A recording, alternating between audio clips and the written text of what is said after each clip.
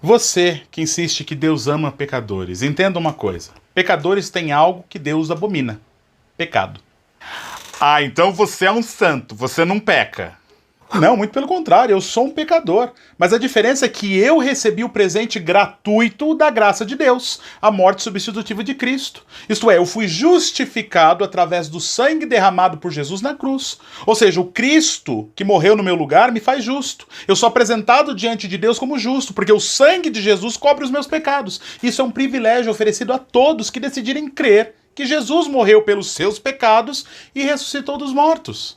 Agora, quem não crer em Jesus e na sua morte substitutiva não é um cristão, não foi justificado, é apenas um pecador morto em delitos e pecados. Paulo escreve: agora, pois, já nenhuma condenação há para os que estão em Cristo Jesus. Mas por que não há condenação aos cristãos?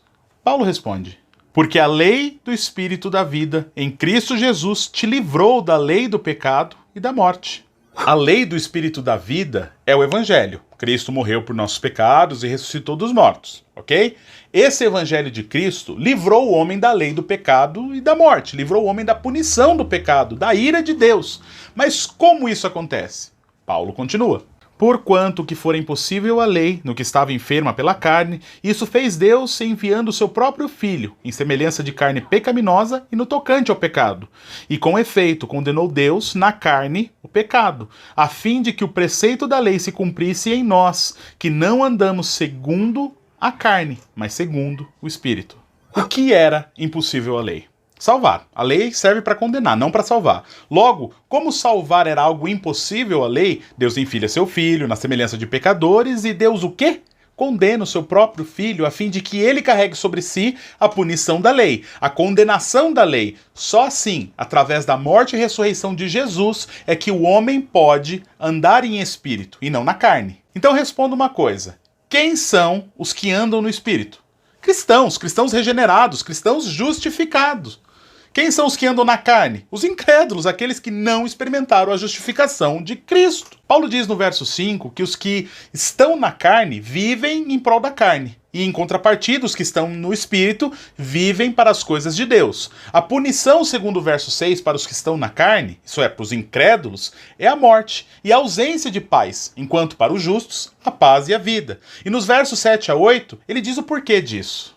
Por isso, o pendor da carne é inimizade contra Deus, pois não está sujeita à lei de Deus, nem mesmo pode estar. Portanto, os que estão na carne não podem agradar a Deus. Nós podemos concluir que os incrédulos não podem agradar a Deus. Logo, o que resta?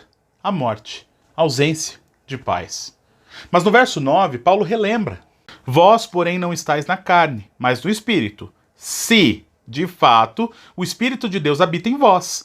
E se alguém não tem o Espírito de Cristo, esse tal não é dele. Vós quem?